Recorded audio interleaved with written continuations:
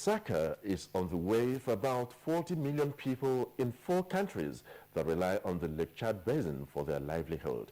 Following the signing of a memorandum of understanding to resuscitate the lake, the signing in Abuja is a fallout of the 14th summit of heads of state and governments of the Lake Chad Basin Commission earlier in the year. Well, we have a definite and more implementable approach to this project. We will now go into another stage whereby we're going to seek for funding to do the detailed planning. Former Vice President Alex Ekweme and some Southeast state governments have urged the federal government to declare a state of emergency on erosion-ravaged areas in the region. It was when the House of Representatives Committee on Environment and Habitat inspected some gully erosion sites in some states of the Southeast in continuation of the committee's oversight.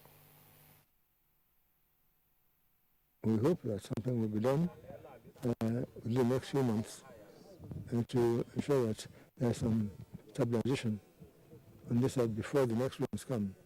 We have 962 active erosion sites, very active erosion sites, that if nothing is done, within the next 10 years, Anambra would have lost probably half the size. No matter the amount of resources we have, we need to use it properly. So when you use it properly and you do a road that will last at least 20 years before you retouch it, these kind of issues will not happen. Another thing we'll notice is that there's no end-to-end design. Some of the designs, some of the contractors we've listened to don't quite understand what they're doing.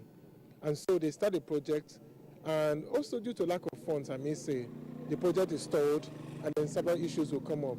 This shouldn't happen. States that are yet to establish Bureau of Statistics have been told to do so in order to overcome challenges of accelerated socioeconomic growth through reliable statistics information gathering. This was the message of Samanja Bapoya Mando, Director of Field Service of the National Bureau of Statistics, at the launch of the National Strategy for the Development of Statistics. The current reform in the Nigerian statistics system entails that for NBS to effectively and efficiently produce statistics, each state of the Federation and the Federal Capital Territory must have functional State Bureau of Statistics. The EU also is supporting statistics with a view to ensuring that there is disaggregated data available for planning and policy making in Nigeria. And that's the news on Good Morning Nigeria. We'll now take a break, after which we'll go back to Kingsley and Claire. If you hear a bomb explosion or gunshots of an active shooter, that might be a terror attack. At such times, always remember 3 action words: run, hide, report. Don't try to run towards the terror scene to save the situation, because there might be a second bomb blast or another attack. Run far away and take cover. Make sure you are safe first. Yes, it is in our nature to sympathize over the hurt, but remember, only trained personnel can help in such situations. When in a secured environment, promptly call relevant authorities and help will come. For anonymous reporting, call 09630-3250-5 or 0813-2222-106. If you see something, say something. Nigeria unite against terrorism. This message is brought to you by the Federal Ministry of Information and Culture. Whenever pain occurs, you want quick relief. Try new Nurofen Express. It goes to the source of pain and gets to work in under 15 minutes. That's why Nurofen Express delivers fast and effective relief. New Nurofen Express works at the source of pain, fast. Being a mom is great, but when your child has a fever, you don't know what to do. I trust Nurofen for Children to take care of my child's pain and fever. Effective relief you can trust.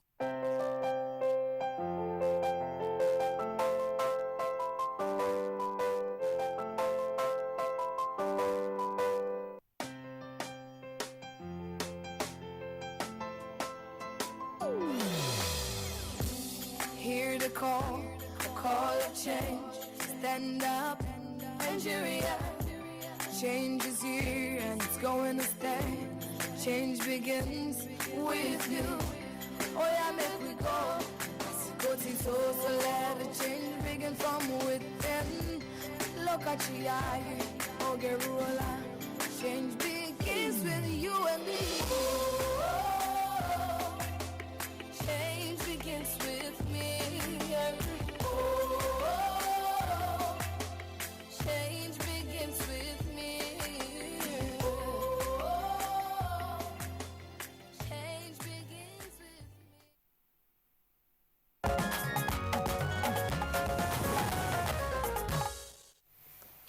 All right, let's talk business. And in it today, President Buhari presents 2017 appropriation bill to the joint session of the National Assembly. Says the budget is designed to pull the economy out of recession and place it on the path of growth.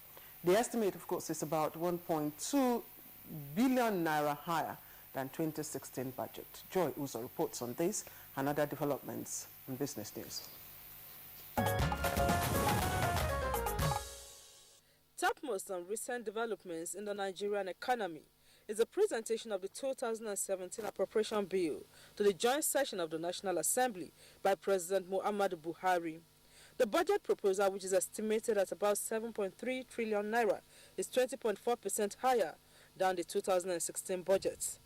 In 2016, Nigeria's economy was deeply import-dependent, but in 2017, emphasis will be on local production to enhance national competitiveness. The president stated that agriculture, infrastructure, the creative industry, as well as small and medium enterprises will be the major drivers of growth.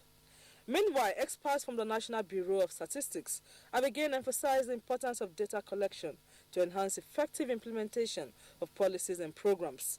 This was at the launch of the National Strategy for the Development of Statistics in Nigeria 2017 to 2021.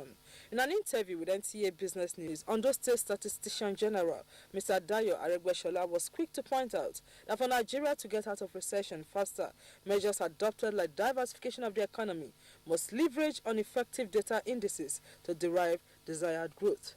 This, it says, also applies to effective implementation of the 2017 budget. Data is the pivot on which any development thrives. Particularly, we always want to consider budgets annually. But before you get a budget, you need some planning. And before planning can evolve, data is the pivot. Government should come up to support data generation. We are thinking of diversification. We are focusing on agriculture. How much data do we have about agriculture that can bail us out of this economic recession? Government should support making data available from all the sectors. Then we'll be able to know where we are and be able to move forward. Next is a graphic summary of recent trading figures from the Nigerian Stock Exchange.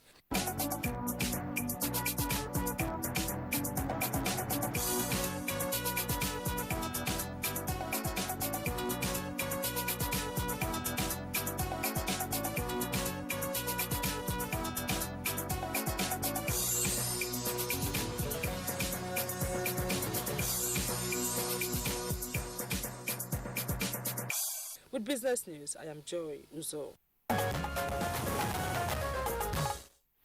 All right, thank you very much there, Joy Uzo, for the business package on Good Morning Nigeria.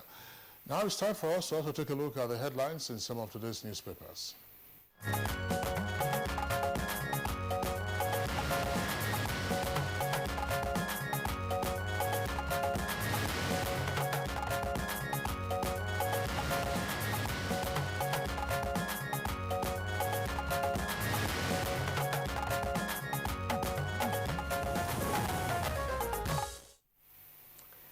Okay, time to welcome Bayo Atoyobi, a newspaper reviewer with us here. Bayo.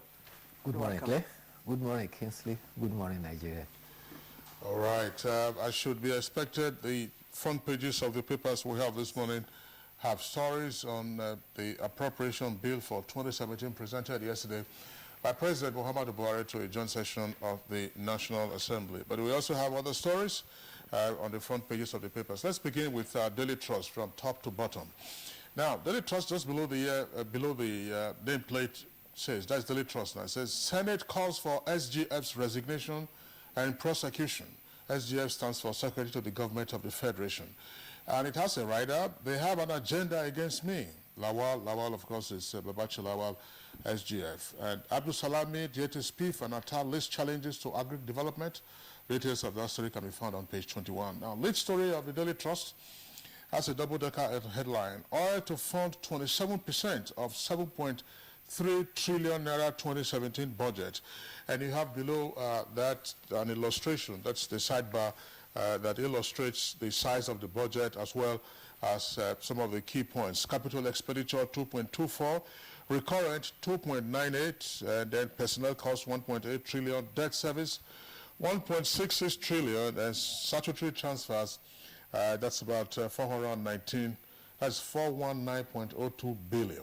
As indicated there. Then the borrowing plan, of course, it's also indicated on the front page. Now, the sectoral allocation is indicated in the bar chart there, as you can see from the illustration on the front page of the Daily Trust. Now, below that, there have three headlines. Army rescues 605 women and girls from Sambisa, that's on page 4, and Senate screens Magu today.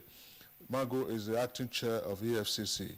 NPDC loses 1.5 trillion naira to attacks on assets. That's on page 13 in greater detail. Claire. Daily Sun leads with a similar story. Senate indicts SGF over 2.5 billion naira IDP's contracts. Wants him sacked by Buhari. You are on vendetta mission, and that's coming from the SGF. Details of that on page 9. Other stories now trending. 2017 budget. Works, transport, defense, get lion's share, and lawmakers react. ECOWAS leaders decide Jammeh's fate Saturday in Abuja. And MMM blames FG media for payment suspension as CBN warns Nigeria. Now, there's a story just by the nameplate there, beside the nameplate on the right column there, that's to the left of your screen. Saraki to Buhari, there is hardship in Nigeria. The details of that on page 13. Bye. Well, Budget 2017 has been presented to the National Assembly, and the President said the budget is intended to pull the nation out of recession and set the nation on the path of prosperity. It is added to that it's intended to challenge the creativity, talent, and restiveness of Nigeria, while at the same time rewarding all positive initiatives. He says, old habit of importing everything must be killed, while it will be replaced with we growing whatever we eat and also consuming whatever we make. But before presenting the budget, he also did a review of the 2016 budget, and he categorically spelled out that for the year 2016, as at 30th of September, revenue generation has been up to 2.17 trillion, which is only 25% less than what was projected. Expenditure had gone to 3.58 trillion, and that was about 79%, while capital releases were 753.6 billion. Now, for the parameters for the 2017 budget, the benchmark for crude oil has been set at $42.5. The daily output, 2.2 million barrels a day, and dollar exchange rate at 305 naira to a dollar.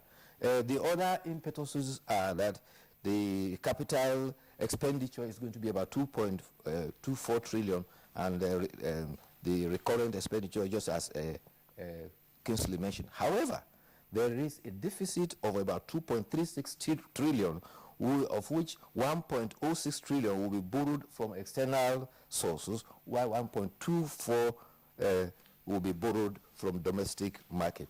The Senate President told Mr. President that from the feedback that we get from our constituencies, there are lamentations about hardships in the nation.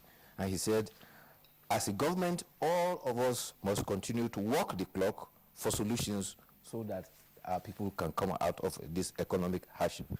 In his vote of thanks, the Speaker of the House of Representatives, Speaker Yakubu Dogara, specifically raised concern about frustration of the National Assembly that budget targets are not achieved. He also enjoined Mr. President that abandoned projects and white elephant projects should be listed like corruption and killed.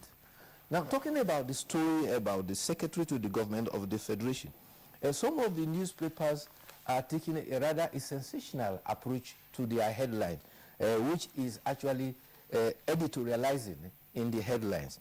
But what happened is this: a Senate committee that is monitoring the humanitarian crisis regarding the internally displaced person had presented an interim report at the Senate.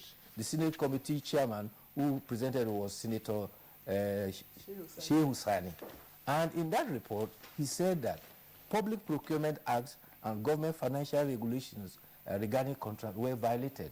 Some contracts were allegedly awarded to companies belonging to government officials, friends, and families.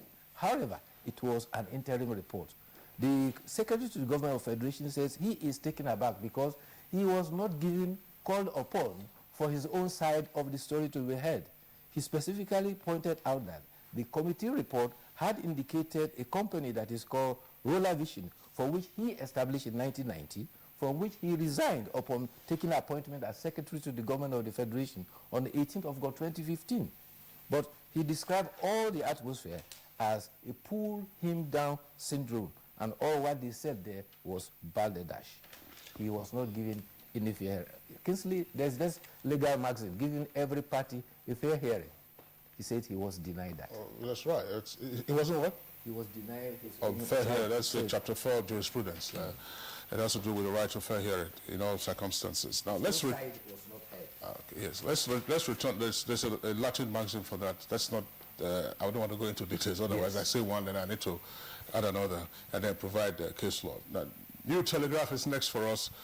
New Telegraph, just to quickly take the headline and some of the riders with regards to the 2017 appropriation.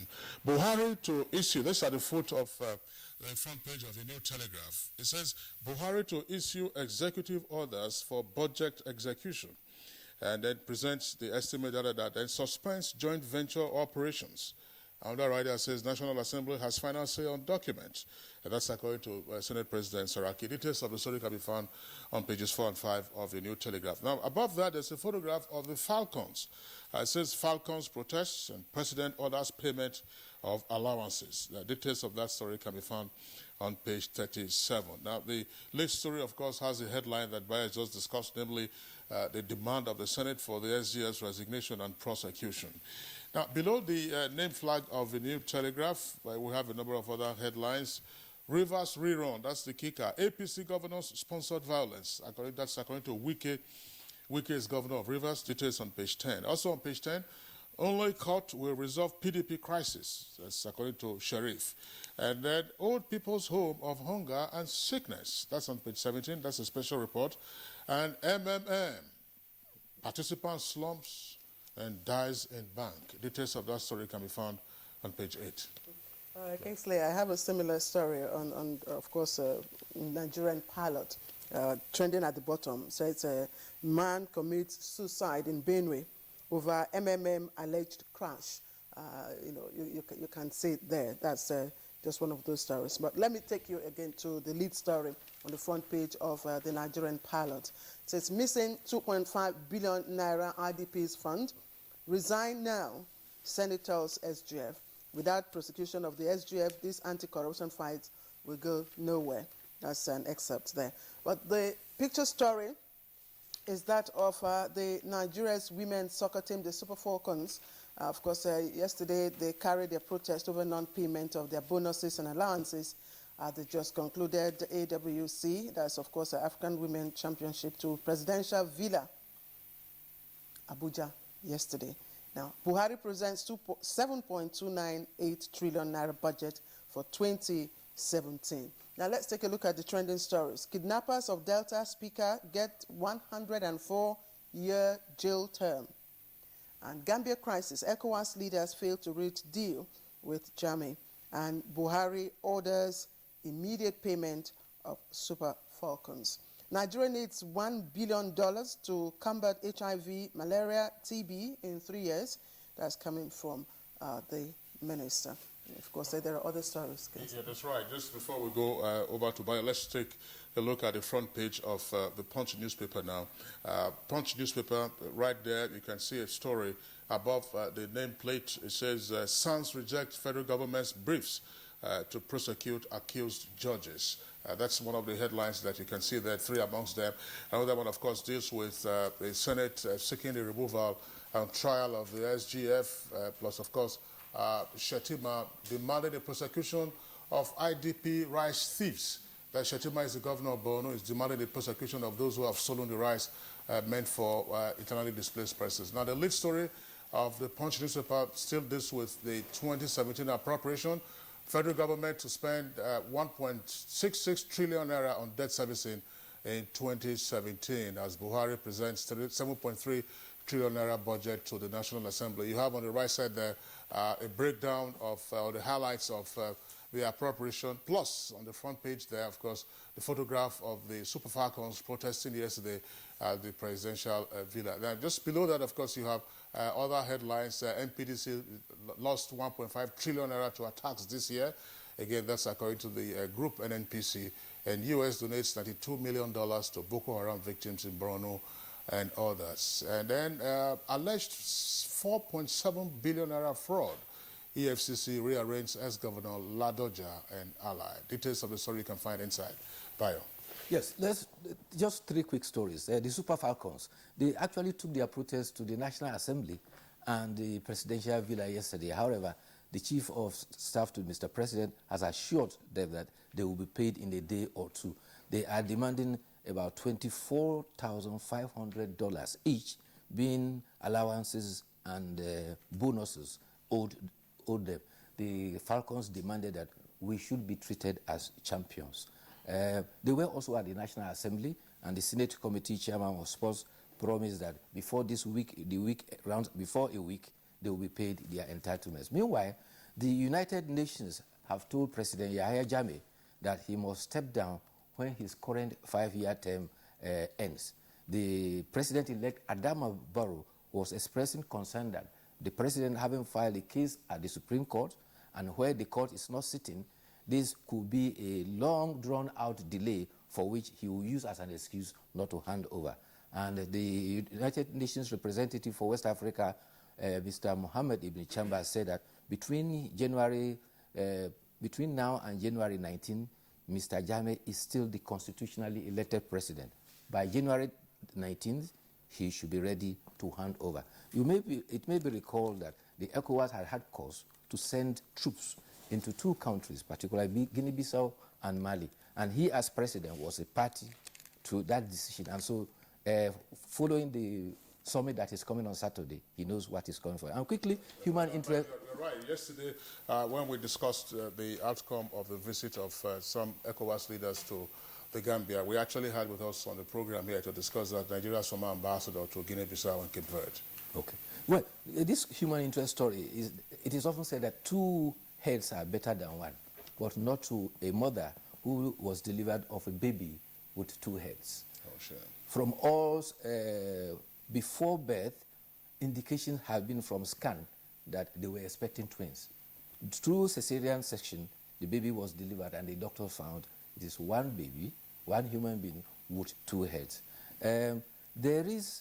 It is reported that this is a common occurrence in parts of Asia, particularly in India, and is described as parapagos, where you have 1 human with 2 heads, with each of the head controlling either side of the limbs, right side of the limb. And in fact, there is an adult lady of such with 2 heads that is going viral on the internet. The babies have been taken to Lagos University Teaching Hospital, and they are trying to make sure that they are saved. Meanwhile, the mother has not been told. The father has, however, been informed. Yeah, well, that's pretty sad. Of course, it's an unusual birth. It's not normal, by the way. But just before we sign you off, let's go over now to page 26 of Daily Trust, signing off with sign language. This one is coming from a cafeteria in Taiwan. The sign language, if we have it on the screen, it says, please keep chair on position and keep table cleaned after dying. Thanks for your cooperation. That's from Taiwan. Well, that's the much we're having. The editor in him will always show. That's the much we're having for the review today. So stay alive, and then we'll see you tomorrow on Good Morning Nigeria. See you tomorrow, thanks for your cooperation and not cooperation. All right, we'll take a short break now. When we return, of course, we'll be taking a look at the economic outlook for Nigeria in the year 2017. Nigerians. Suicide bombers are not spirits. They are not ghosts. They are human beings like you and me. They live amongst us. They are your neighbors. They are your friends today, but terrorists tomorrow. So you must know your neighbor now. Security begins with you and me. Know your neighbor. Be vigilant. Be security conscious. Report suspicious persons, objects, and movements to the police and other security agencies. The security of our nation is a duty for you and me. If you see something, say something. Nigeria, unite against terrorism. This message is brought to you by the Federal Ministry of Information and Culture. Hello, dear. You've got the first signs of a sore throat. Yes, and I'm afraid it could be signs of a sore throat. Don't you worry. Just act immediately, but not with non-medicated throat sweet. Take an expert product. Take Strepsils.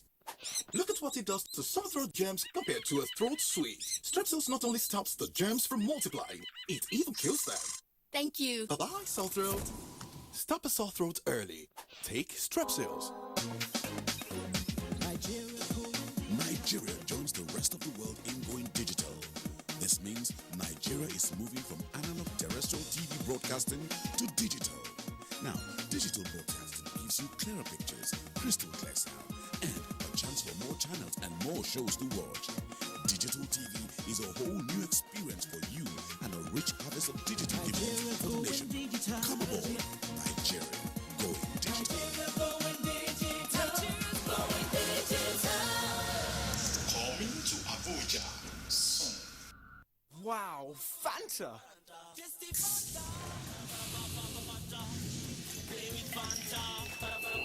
Wow, that great taste!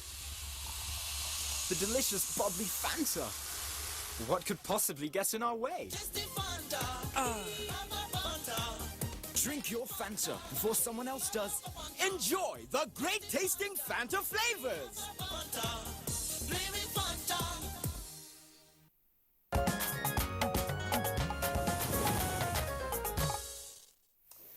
And let the conversation begin. Now, in spite of the economic challenges Nigeria faces in the outgoing year, of course, we told you that the economy recorded 3 consecutive quarters of contractions. Now, reputable economic players are very optimistic that the nation's economy is expected to bounce back in 2017. Here is Omotala Omojola with the backgrounder.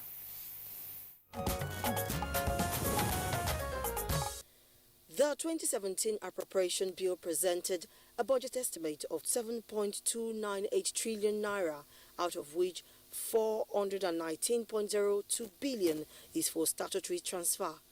1.66 trillion naira is for debt servicing, while sinking funds of 177.46 billion naira is for retiring certain maturing bonds. Non-debt recurrent expenditure takes 2.98 trillion and capital expenditure, including capital in statutory transfer, is 2.24 trillion. With a benchmark of $42.5 per barrel and an exchange estimate of 305 naira to a dollar, it is hoped that the 2017 budget will bring better days for Nigerians. Going by the price of crude oil in the international market currently at $52 per barrel, projection of Nigeria coming out of recession by some financial institutions, both locally and internationally, may be something to go by. The International Monetary Fund predicts that Nigeria's economy will be out of recession by 2017 with an expected growth rate of 0.6%. Other financial experts have also indicated an expansion rate that is between 2.5 and 2.8%, with a proviso that the country achieves 2.2 million barrels per day in crude oil production. With increased vigor in the diversification of a nation's economy through agriculture, science and technology, and priorities given to infrastructural development, it is believed that the non-oil sector will help in stabilizing the economy. Other factors include efficient policy drive, ease of doing business, building investor confidence, and promotion and patronage of made-in-Nigeria products to drive national competitiveness.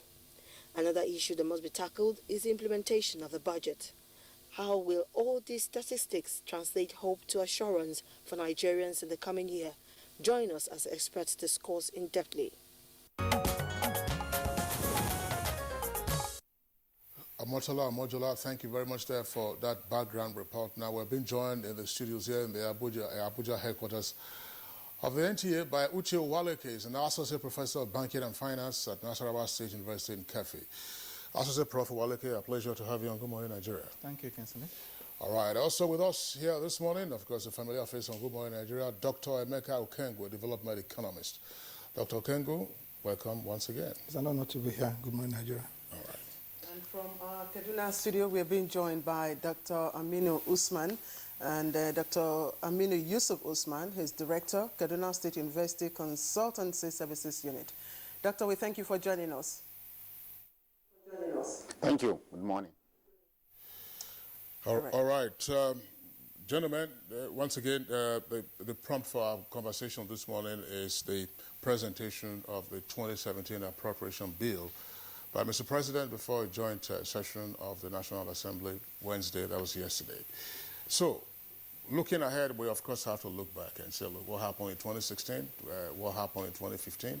How have we fared? We're in a recession, and what are the indications with respect to the numbers that have been articulated in the appropriation bill, which of course will be debated by the National Assembly before we have an act, and then it becomes one that gets into force. So, looking ahead and looking back, beginning with Associate Prof. Waleke. Yeah, thank you very much, Kinsley. You recall the 2016 budget size is about 6.06 trillion naira. And that budget size was also based on an oil price benchmark of $38 per barrel.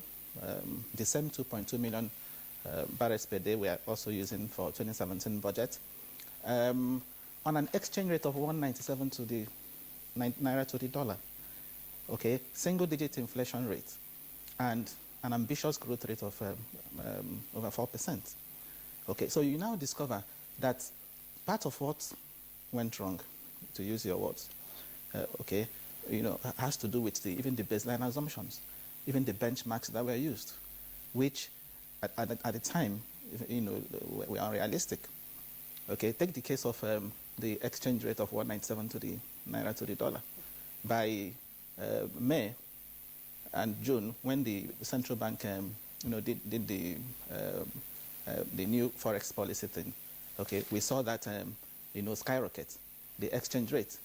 So you also look at the oil price. In February 2016, the oil price dropped as low as $28 per barrel. But what was used in the budget is $38 per barrel.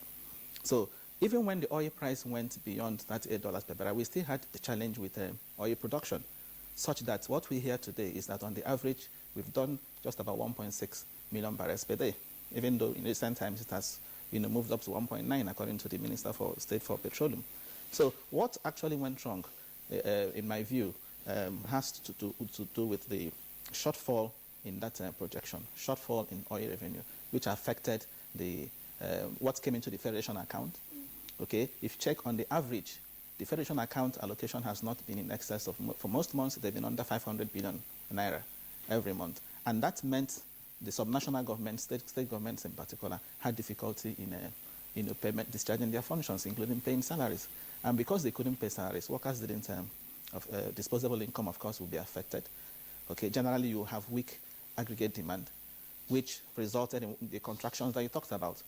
In the first quarter alone, we had 0.36%, and by the third quarter of this year, okay, we are deeper into the recession, as much as 2.24%.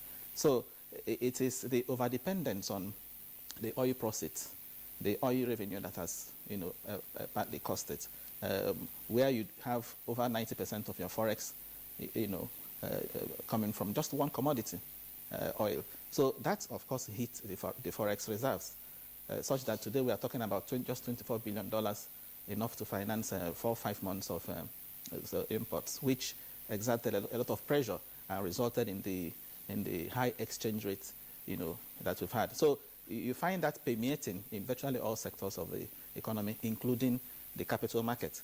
The stock market in particular, today as we speak, is still in negative territory in terms of return on investment. That if you take the index, for example, that was $28,000, 28,000 basis points, by January. Today we are talking about something less than 26,000 basis points. So all of that can be tied to the fact that we had shortfall in revenue, and we also had the delay in the implementation of the 2016 budget also accounted for it. Remember too, the 2016 budget, just as we're having now, was not appropriation bill, was not presented until the 22nd of December last year.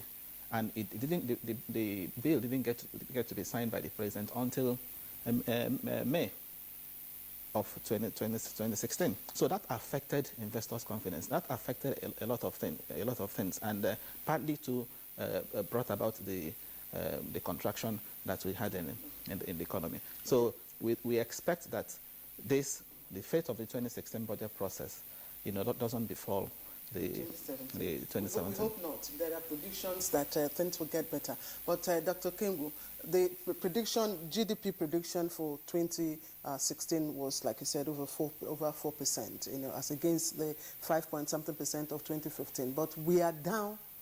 It dipped. Now, inflation rates, of course, you said, double digit. Yeah, How did the 2016 budget impact on the average Nigerian? Let's look at it from that basic point. Well, you see, first now you need to dig or take the budget down to the people. How was the budget designed to reach the people of Nigeria? And if you're talking about the people of Nigeria, of course you're talking about the subnationals mostly. It didn't much, because I've always argued that until you're able to get everybody onto the same page, the federal government technically doesn't own land. It is between the local governments and the state governments. And that is where you also have the population. So when you have an appropriation bill or a budget proposal that does not capture, get everybody onto the same page, there is this tendency that people will now start going their different various ways.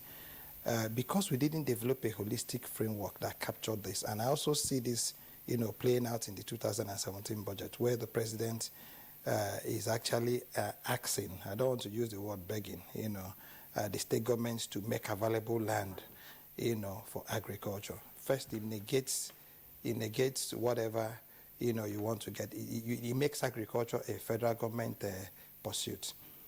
So for me, looking at the 2016 budget as a basis, it's not very encouraging. If you're going to use it as a basis of, trying to now review or overview the 2007 or 17 projections.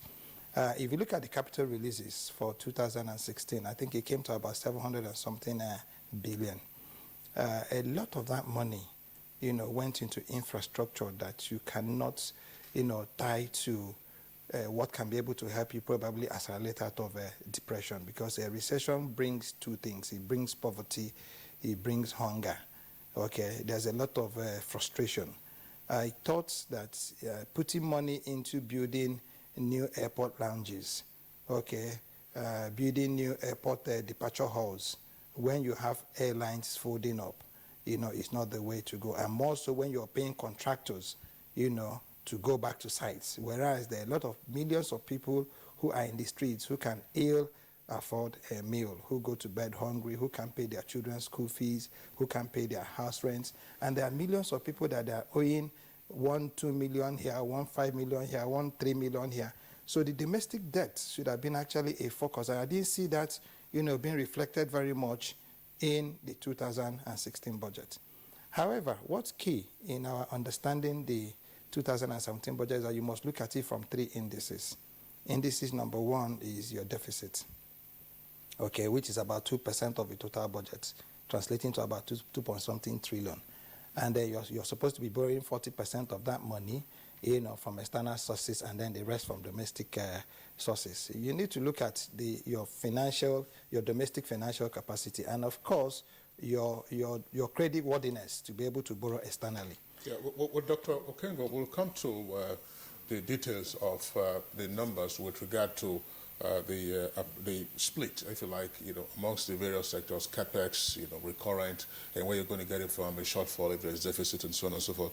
Thanks in the meantime for your recap of what you think what didn't go quite well with the 2016 implementation. That's of the Appropriation Act. Let's go over now to Kaduna Network Center, where my colleague Claire earlier introduced Dr. Aminu Usman.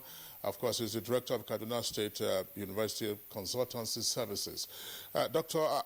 Aminu Usman, you've listened to the other 2 guests here with us in the Abuja studios. Again, let's take your initial contribution by asking you to look back to 2016 and then look ahead to 2017 on the basis of what was promised, what was passed as law for 2016, and now what is being proposed for 2017.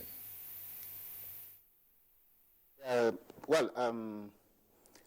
would like to first of all respond to what Dr. Waleke said, that initially even the projections for the budget were actually too optimistic, basically unrealistic.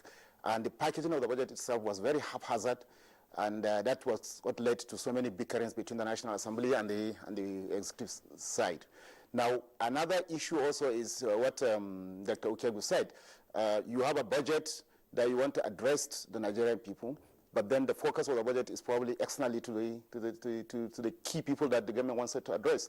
I've seen government actually releasing funds somewhere around May, June to contractors, but then they are paying major contractors who invariably take the money out of the country, putting pressure on the exchange rate. Now, so there's the need to actually reconfigure the policy to redirect the budget towards actually getting the very people at the grassroots out of the quagmire they find themselves in. Now, talking about what also Dr. Okegu said, you need to pay local contractors. Those small people owing 1 million, 2 million, 5 million are the people that actually take that money back to the grassroots. They are the people that actually goes to the Nigerian market, pay their contractors, pay their suppliers, and then go to the Nigerian market. That invariably will create demand that will help us lift us out of the economy. But that's not what we saw. Actually, the focus was on paying on grandeur projects and then heavy monies that will actually get themselves out of the country. Now, again, the budget was too optimistic in the sense that we were expecting 2.2 million barrels as usual, and then we ended up at a time having maybe about 1.something million barrels because the Niger Delta issue has not actually been decisively resolved such that we can have the capacity to export what we expect to export. So there are so many issues that I think the government should have actually sit back and look. And then there are some policies that look exorbitant, exuberant, if you like. For DSS to go and start arresting people in Kano, Kaduna, Abuja, Port Harcourt, selling foreign exchange. Now, this is a market. Now, no matter, even though the government is also supplying the market, but the government should understand that it's supplying a very small fraction of the market. Now, it has reached a situation whereby probably if you want to buy dollar, you need to carry 500 naira to go to the market. Even if you're with your 500 naira, they need to really know who you are before they could sell it to you. So actually, by taking that action, they are also pushing the exchange rate to further down the drain. So what I'm saying is that policy should be looked at. And I don't see much difference in the 2017 budget that's been proposed. Now, sometimes we think that we act fast, but there are certain things that you don't do because it is on ripple effect. Now, you have a budget that was based on $197. and government insisting that, 107 naira per dollar, and the government was insisting that they will never float the exchange rate. Then later on, immediately after assenting to the budget, then the government now came around to say, okay, we are going to plot the naira. Though from a projection of 197 per dollar, then it now becomes about 300 something per dollar, even officially. But we know that, yes, the real market, the real FX market in this country is the black market, if you like, or the open market. That's where the real value of the currency is. And then that one hovers between 470 naira throughout the year. So government should at least be more realistic. And I can see something like that. Yes, the projection this year, benchmark of 42 naira $42 per barrel, seems realistic, considering the fact that right now the crude price is going between 52 point something per barrel. But the problem is the issue of the Niger Delta is still yet unresolved. So are we sure we can be able to pump in 2.2 million barrel? Now, and what is even happening in the international market? Is it actually expanding, or is it just because of some rigidities here and there? That's why the prices are going up. What happens if Nigeria fully resumes supplying 2.2 million barrels to the world? Will the price be sustained? Will the growth in increase in price be sustained, or it will lead to a crash in the international price of the oil? So there are so many issues that I think will affect the 2017 budget. And then probably if those things didn't work out fine, then the prognosis for 2017 is really looking rather gloomy. Thank you. Dr. Usman, staying with you, before we delve into 2017 budget and, of course, how it is expected to turn around the economy and begin to yield the positive results that we're expecting. Last year's budget, or this year's budget, I beg your pardon, was based on what is called the zero-based budgeting process. Now, in implementing the budget, do you think it impacted? How do you think it impacted on it?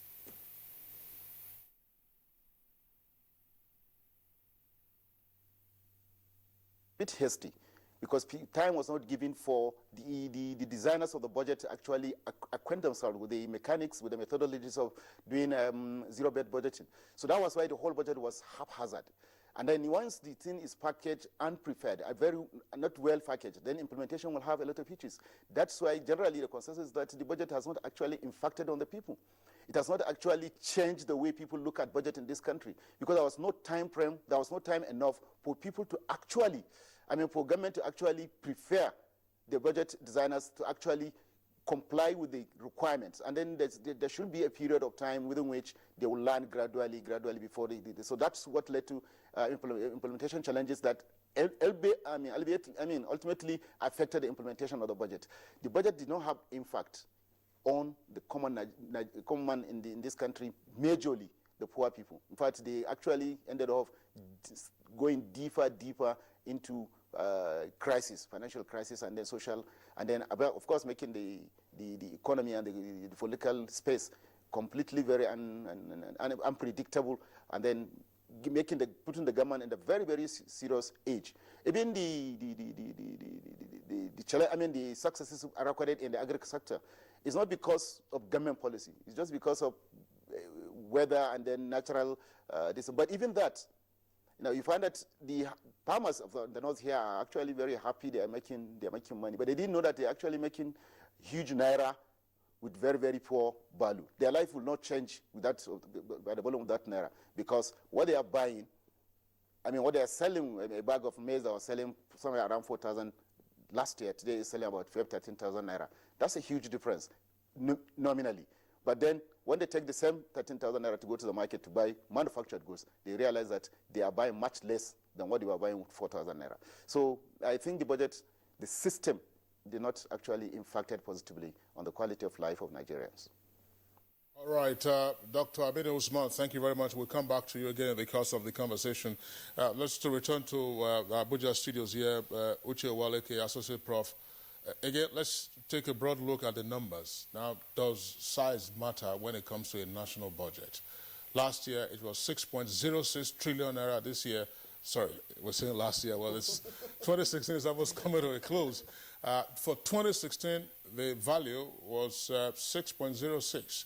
Now, what is being proposed for 2017 is virtually 7.3 trillion naira, a difference of 1.24 trillion naira. Does size matter when it comes to the national budget? Yes, to answer your question pointedly, yes, size does matter. For an economy that is the largest economy in Africa, an economy that's estimated to be worth close to $500 billion economy, an economy that has been reputed to have also overtaken South Africa once again. So size does matter. In my view, we should be doing much higher than that, especially if we have to fill the infrastructure gap that we have in this country. 7.298 trillion naira, in my view, is still small, given the size of this economy and given the infrastructure gap that we have in this economy. But having said that... But I'm just wondering, just before you move on to your next slide, that's the point you want to articulate, just to answer that question again. I said the national budget, that doesn't take care of the subnational budgets. So does 7.3 on its own represent the true budget of the Federal Republic of Nigeria? It represents the federal government. Yes. If we were to include the states and the local governments, perhaps we might get a clearer picture. How does that fit into the budgeting paradigm? Yes, but even for the federal government, we are talking about the federal government. That's correct. Because this federal government even says out of the federally collected revenue of about 10 trillion, okay, the share of that of the federal government is about 4 trillion. That's where you have this deficit of 2.23 trillion, which is about 2.18% of GDP. 2.18% of GDP is still within the band, provided by the Fiscal Responsibility Act. The cap says they shouldn't exceed 3%, which in my view is low. If you compare that to what other countries, sub-Saharan African countries, are doing, there are countries that are doing 5%. I know countries that are also doing 7% of GDP. I'm talking about their budget deficit to GDP, all in a bid to develop. Ours, say, just because we want to ensure fiscal responsibility, it shouldn't be more than 3%.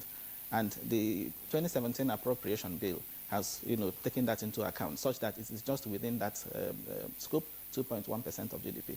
But the point I want to make, even the size of the budget, the 7 trillion budget we are proposing, has been based on some assumptions. So it is important to be sure that those assumptions, those benchmarks are realistic. Otherwise, it will make nonsense of the size of the budget. Dr. Yusuf, started it by talking about the oil price benchmark of $42.5 per barrel. In my view, just as he said, that is realistic. If you go by forecasts that have been done by reputable international bodies, the U.S. Energy Information Administration, for example, talked about an average oil price of $52 per barrel for 2017. Okay, you find investment banks, rating agencies, Standard & Poor's, for example, also being upbeat about the oil price performance for 2017. And what is more, you also have this OPEC agreement, not only with OPEC member countries, but also, even for the first time in many years, with non-OPEC members. So from all indication, it would appear that this is realistic. As we speak, as the last time I checked, oil price was about $58 per barrel. Now, that is price. But of course, we know oil revenue is a function of price and quantity. The other issue is quantity, 2.2 million barrels per day, which some people too might think is ambitious, is unrealistic, given the fact that this year we have not done close to 2 million barrels per day. So why 2.2 million barrels? But again, yes, the budget is a short-term plan into financial document, but a budget should also inspire. Okay, using a figure that is my personal view, using a figure that is below 2.2 million barrels per day, below what we used in the 2016 budget, would be openly admitting that you're not in a position to fix the problem of the Niger Delta agitations. And remember too, there is the OPEC angle. OPEC, the quantity we are using too has to do with what we have been, our own OPEC quota. Okay, when countries are... That's the 1.9? The 2.2 million barrels must have been fixed, recognizing the OPEC quota. If we had countries are desiring to do something higher, but in the case of Nigeria, even with the agreement to have a production cut, Nigeria has been exempted. Nigeria was exempted, I think, alongside Iran because of our own domestic challenges. So using a figure that is lower, as I said, would be defeatist. So it is, in my view, appropriate that we also use 2.2 million, so that the federal government is challenged to ensure that we get that 2.2 million by properly engaging. And the president, I think the president said that much, that the federal government will be engaging, the Niger Delta, yes, especially using the carrot approach. So that is what we work to ensure that we get that 2.2 million barrels per day. The other issue is the exchange rate. Exactly. Of 305 naira to the dollar. I was going to ask Dr. Okengu to speak to that. It's pegged at 305 naira to the dollar. Is that realizable? Well, like I said, I think it's best to just probably do some kind of holistic understanding of what this pegging is all about, because we're talking about 7 trillion. Doctor says it's small for an economy that has $500 billion. I agree, but how have we accumulated this $500 billion as an economy? Has it been internally generated? Okay, or has it been where you are now developing without growing? Okay, because that's what they call development without growth, where you have your infrastructure, being imported, and then you have all this infrastructure being valued at such a huge amount of money, and you are not producing anything. I think that's the situation with Nigeria.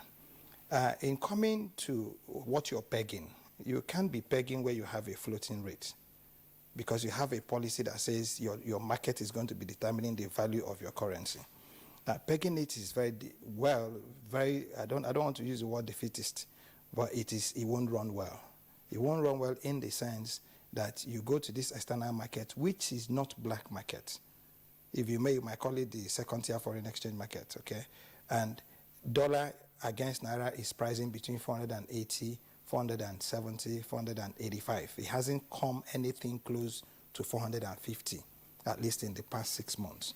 So using $305 as your benchmark is totally and completely... Well, I'm wondering, Dr. Okengo, I'm sorry to interject. Look, we've had officials of the CBN come on the program, that's to say Good Morning Nigeria, particularly in the course of this year when you had the volatile nature of the forex market. And one of the arguments, and I would like you to respond to this, is that there's no government that transacts its business, on the parallel market or the so-called black market. So why should government be, as you're proposing, taking a look at the occurrences on the parallel market in order to have a realistic exchange rate for its appropriation? No, what I'm trying to say is that it's what you bring to the table is what gives value to your currency. Okay, Nigeria is weak because it doesn't have anything that gives it value. When Nigeria had things, when we were doing agriculture, and basically it was cash crop based then, our currency had value, more value than the dollar, because we had something we were bringing to the table. So what you should be looking at, how does this, there are 4 major areas of the budget that heavy funds are going to be put in. Okay, you're talking about defense, you're talking about interior, you're talking about education, you're talking about transport, okay? Agriculture didn't even make the first 5. So how would the monies you're going to be spending in these 5 key areas, okay, give any credibility, give any value to your local currency? Claire had talked about engaging with the Niger Delta people. I remember that the Niger Delta program was based on what they call the DDR. Okay, so if you're not now capturing the DDR, okay, you're talking about demilitarization, decommissioning, and then reintegration. If you are going to be dealing with the reintegration right now, have you finished the demilitarization? Okay, and would 65 billion be the way to go? Will the amnesty program as is be the best framework to use? More so when you have now integrated the NDDC into the main body of the Niger Delta Ministry. These are the issues, because you can be spending these monies and you're spending it wrongly. My point is this. In taking our country forward, I think we need to first and foremost ask questions. If we have thrown in a budget that was supposed to be giving us growth of 4%, and we are in the negative of 2.14%, getting back to this 3% that we're talking about, we need for us to get back into the positive. So getting back into the positive will mean that we regain, first and most importantly, the first 2.1% that we have lost, meaning that the target should actually be 5% if we're going to achieve the 3%. Now, how do you do that? Where are you going to be spending these monies if you're not involving your subnationals? Okay, if you're not doing things that can be able to generate. China took a policy of produce at home, sell abroad. To what extent have we been able to now standardize even our goods and services that we might get into the foreign market? We have a lot of our agro projects being rejected in international markets because of the wrong use of pesticides, not because of the use of pesticides. So to what extent have you been able to do sensitization? To what extent are we able to now use these indigenous technologies that Mr. President was talking about? Where is the role of Ministry of Science and Technology in all this? So it's just not a simple answer to say, if central bank says to you, you're not going to determine what is the official, what are they trading? And even you're talking about the dollar, so-called oil that is bringing all the forex for us. How much of that oil do we really own as Nigeria? How much of that oil do we have any kind of oversight over? How much of the storage do we have capacity to do? How much of the transportation do we have capacity to do? How much of the processing do we have? How much of the marketing? Why are we talking about crude oil in 2017? Why are we not talking about DBK? Why are we not talking about AGO? Why are we not talking about Afgas? Why are we not talking about petrochemicals? Until you begin to talk this, your money, your currency will not have any value. Because the value is a buyer's market. Oil is a buyer's market. And that's why today everybody shouts when the buyers decide, okay, we're going to buy at $58 because there's some shortfall. It becomes a seller's market when you now have something that the seller or the user needs that goes beyond oil. And this is where petrochemicals come. This is where kerosene and your DPA comes. Yeah, that's Dr. Ken, but of course that's a reference to value addition and the challenges that we're having with the midstream and downstream subsectors of the petroleum industry. I'm sure that that's a point I will articulate in subsequent discussions. But it's a point that you've noted, you've made, and it's notable. Let's return to Kaduna. Dr. Aminu Usman, there's a point I would like you to respond to. Dr. Waleke here already touched on it, namely the role of anticipated receipts from crude oil sales. Again, that's what Okenku just mentioned. Look, focus less on crude oil sales and focus on value addition. But that's a huge project going forward. The budget or the appropriation bill anticipates some 1.985 trillion in terms of crude oil receipts. Now, this is not up to 50% of the size of the budget. You have other heads where, non-oil sector, including mining and so on and so forth. Should it be worrisome, or should we, therefore, pay a great deal of attention to 2.2 million barrels per day at $42.5 per barrel? What else, in your opinion, should we be concerned about, particularly with regard to ramping up non-oil receipts, even beyond the projections that we have in the appropriation bill? You see, we are paying too much attention on the 2.2 million barrels, but because that is a major and a much more guaranteed market. This is something we know we have. If we resolve the Niger Delta issue, we could be able to achieve that. And like Oyaleke said, it's a matter of pride for the government to ensure that at least that level is achieved. Now, but the future of the country, or even the sustainability, the success of 2017 budget will be based on the non-oil sector. How do we drive it? But the problem is there's too much attention in this country on the federal government. To drive the non-oil sector, you really need the subnational governments, especially the state governments. Now, if the federal government is packaging the budget without actually factoring in the roles of the subnational governments, that's why we are not actually making progress. Development in this country, or in any country for that matter, will evolve from the subnational governments. We cannot be able to see economic growth the type we want just flowing down from Abuja. It has to be bottom up. So integrating the subnational government, but especially the state government, because the state government has a lot of powers over the local governments. So if the state governments are having the right policies that are keyed in, that are integrated with the federal policies, then you find that the local government would easily key in because the state governments are actually controlling the local governments. Now, development that is devolved or that is evolved from the local government, the subnational governments, will aid in actually ensuring that the budget becomes successful. And if you are going to drive except the solid minerals sector, but at least agriculture has to be driven from the subnational governments. So, and like somebody said here, that the actually agriculture didn't even make the first 5 priorities of the government in terms of funding this year. Yes, I think we expect that, but we also expect the state government to actually have expanded interest, expanded budgetary provision on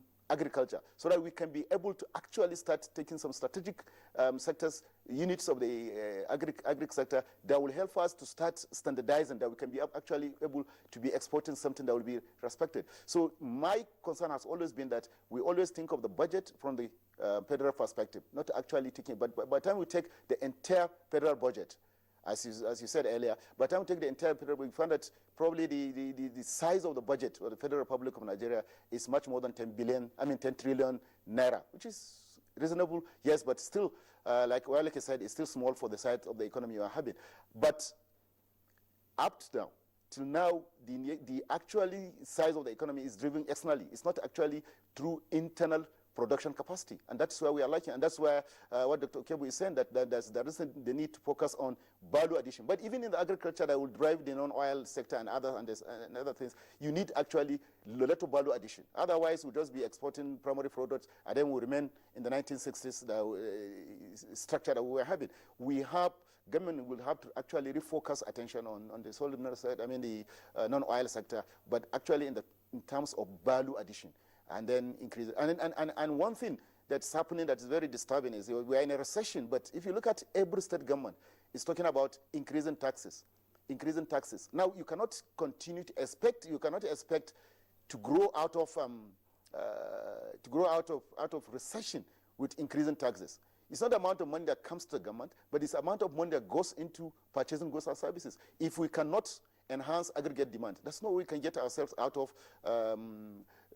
recession. So government should also intimate state government that, look, it's not about increasing taxes.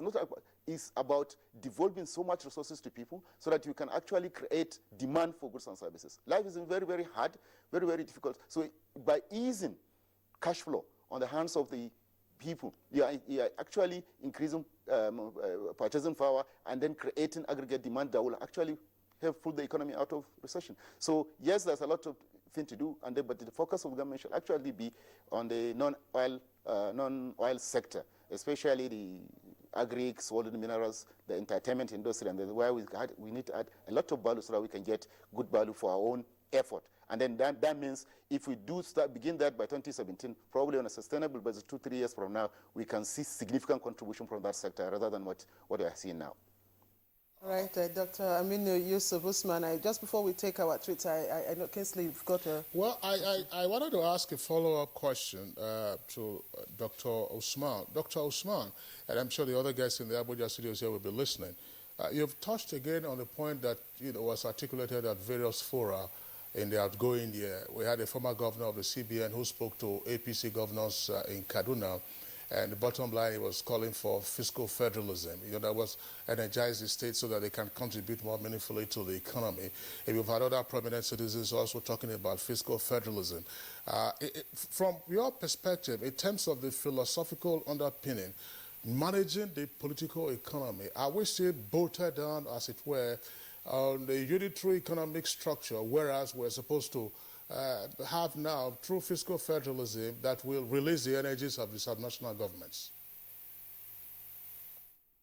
Yes, I think the problem with this country is that when we're talking of fiscal federalism, sometimes we actually coach it in a way that we are looking at something like resource control, not actually looking at the implication of, the attempt to actually integrate the entire economy and become one single economy, so that we have a government at every level trying to contribute, trying to work in, competing to actually outpace other state government. There are so many other areas that state government can actually come in to actually make money out of it. I mean, we don't have to always think that it's just because there's oil, there's shale, and then there's probably solid minerals. Only those are the only areas. The state government lack initiative.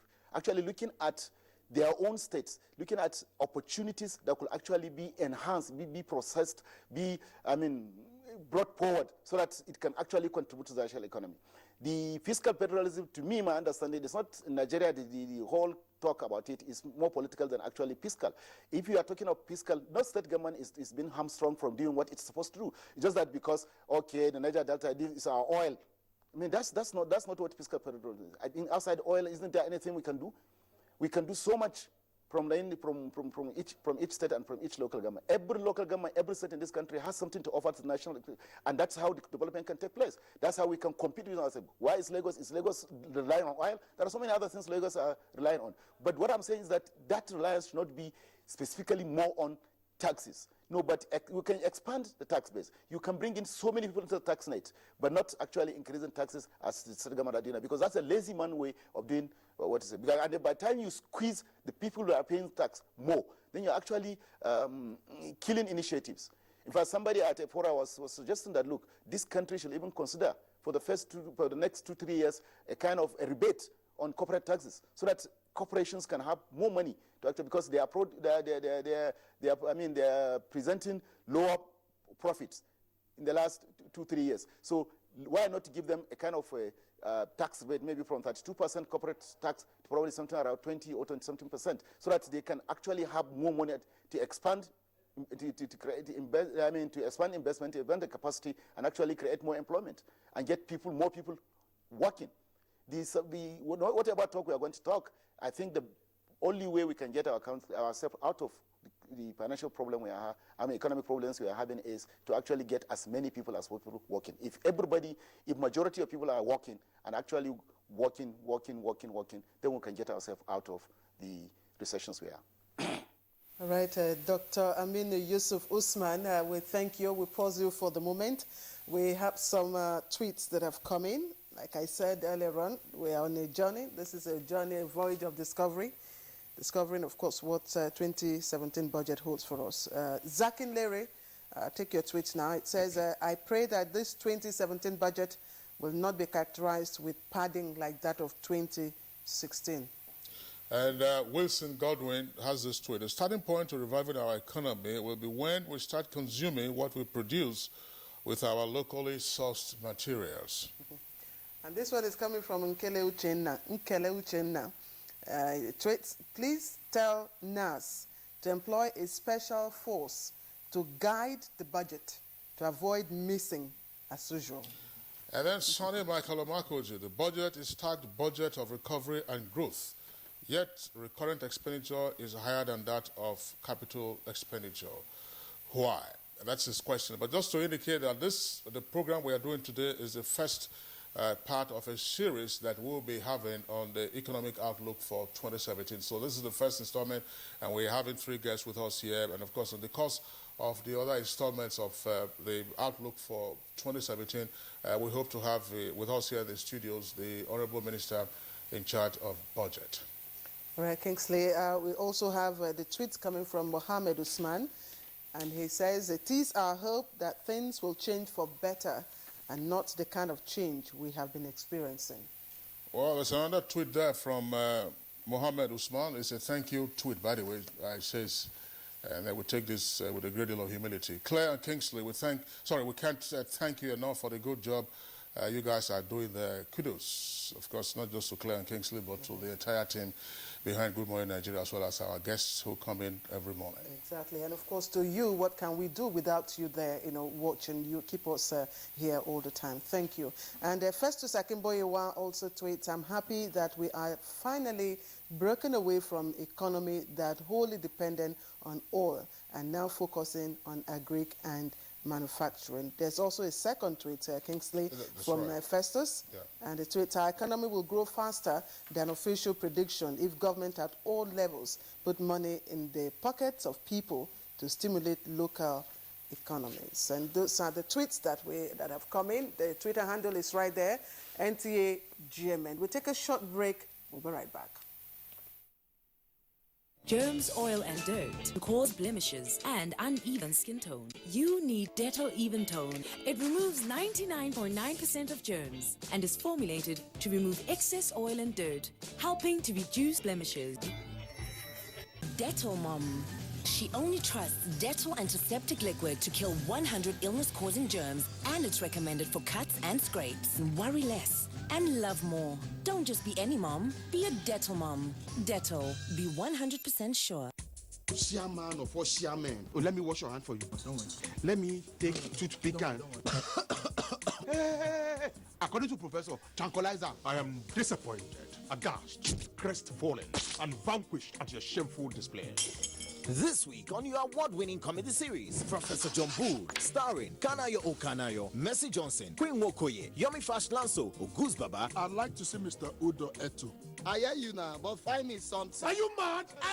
Go. Goodness, August, you're showing your shit. Oh. Very nice man. Generous. Okay, anything for the guests. Maybe feature or something. Happy weekend, sir. Thank you. Today is Wednesday. Professor John Bull, this Tuesday and Friday, 8:30 to 9 p.m. on NTA Network, International, and Star Times. I'm finished. Who finished you? Find me something. Find me something. Over and out. Welcome to the new speed of life.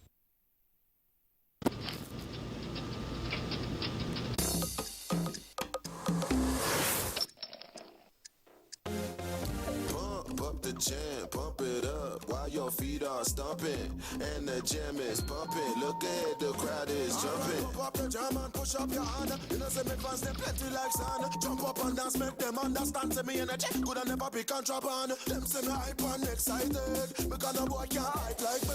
All of my fans them invite. It's that time of the year when we appreciate all those that meant so much to us.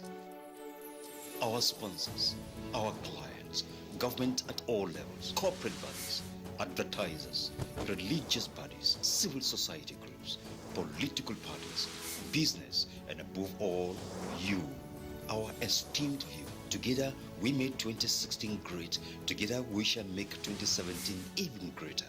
That's why we say thank you. Merry Christmas and prosperous New Year.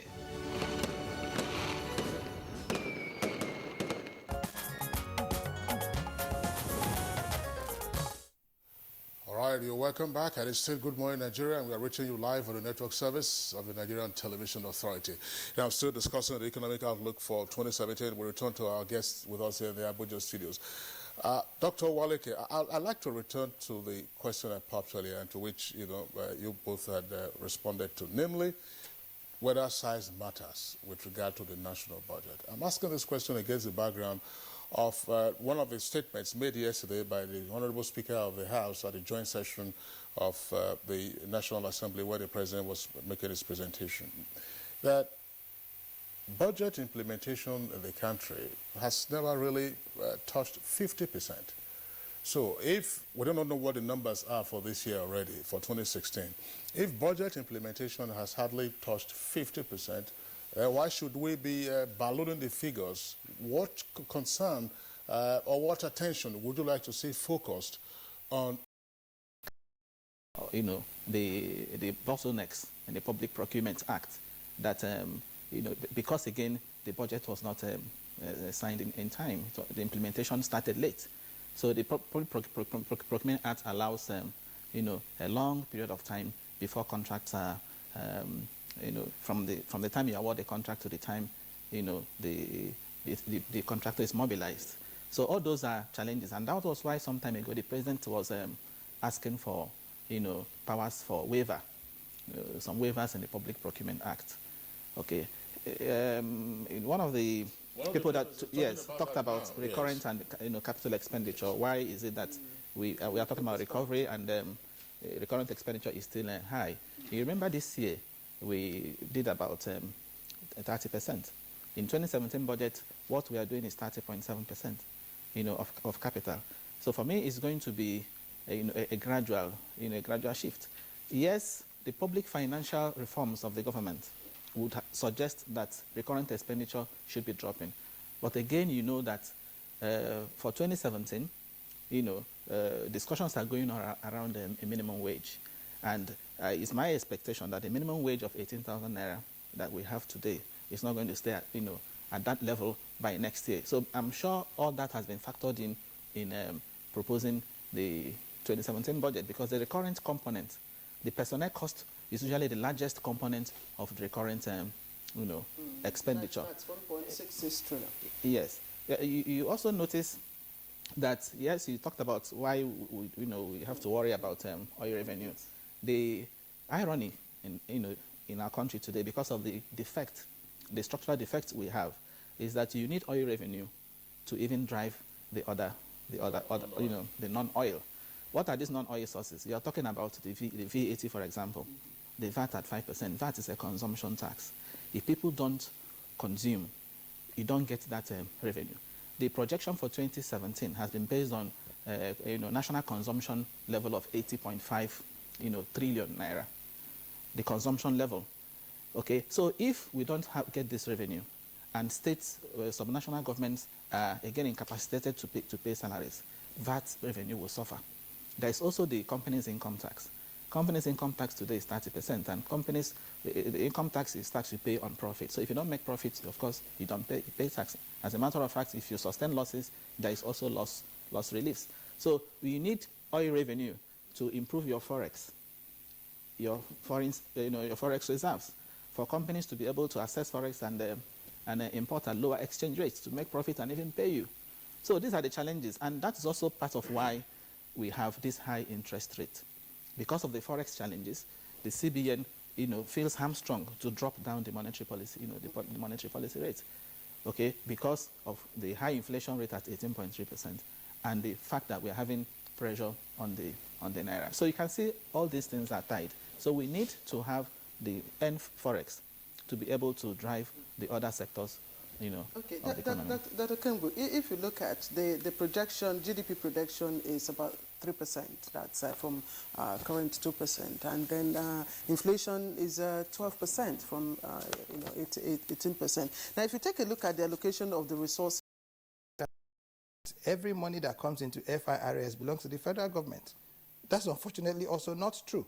So out of the 2.2 trillion that FIRS raised as of October, only about 52% of that belongs to the federal government. The rest of them are going to the subnationals. This is why Dr. Usman had kept maintaining that you must involve the subnationals if you're going to be solving this problem.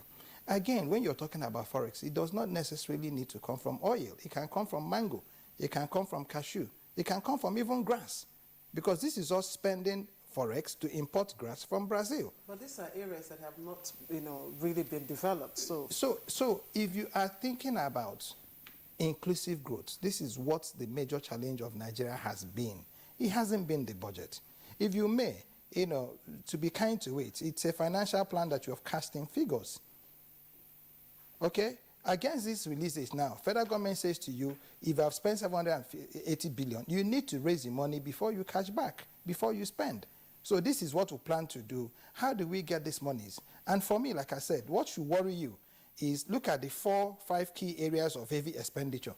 Okay, for the fact that judiciary is getting 100 billion and is getting more than agriculture is a little bit worrisome, more so when we are putting a lot of energies and focus on agriculture.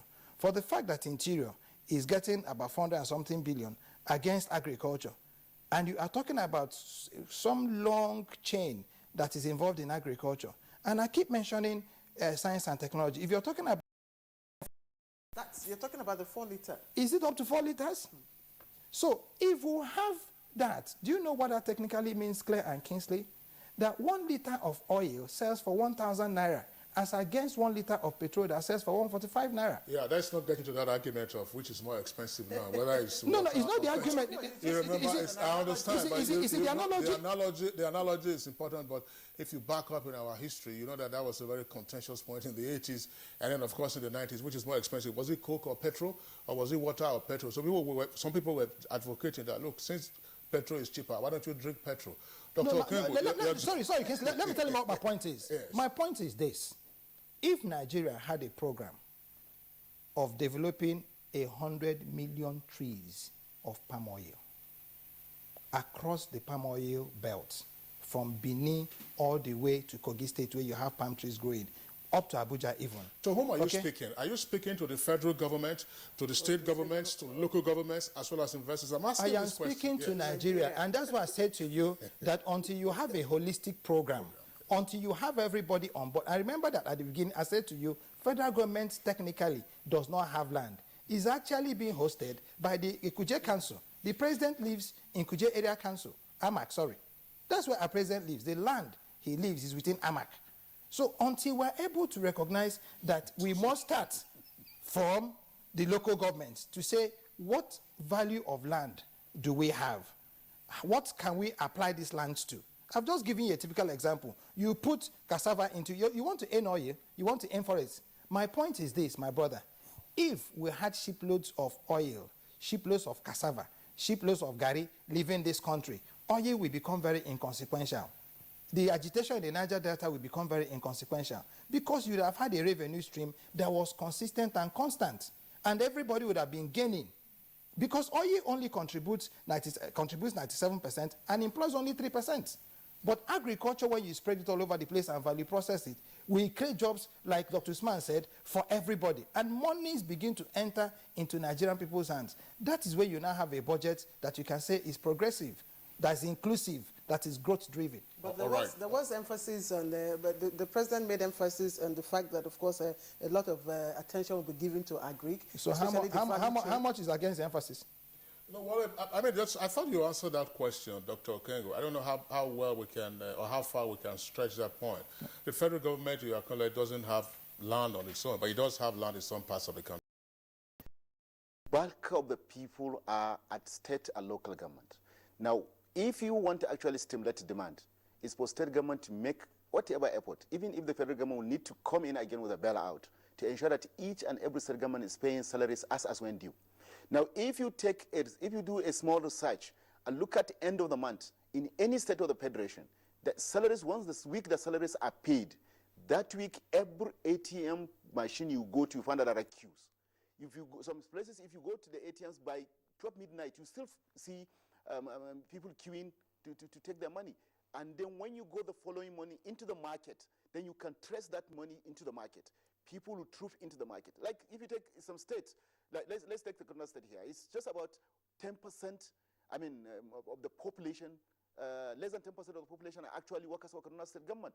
But is that 10% that are actually sustaining the economy? Once the state government fails to pay salary on time, you can see it in the market, you can see it in the neighborhood. So the issue is at allowing people to have more disposable income. That's why I have problem with state government increasing taxes. Because the issue is that you cannot get out of recession by people holding money.